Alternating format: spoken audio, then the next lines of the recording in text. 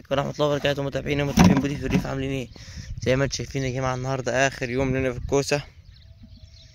الكوسة زي ما انتم شايفين لها ذكريات معانا كتير في القناة. لو انت حابب تشوف الفيديوهات هسيبها لك في وصف الفيديو تحت.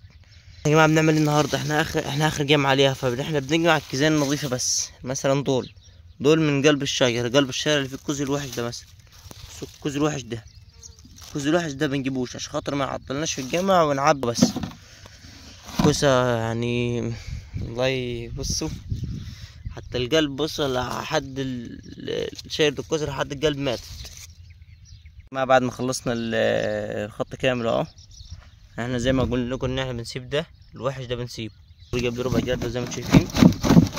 وانا يا جماعة بجمع لوحدي في منطقة لوحدي، في عمال هناك بجمع في منطقة لوحدي عشان خاطر اصور لكم الفيديو ده، عشان اروح نعبيه في العش.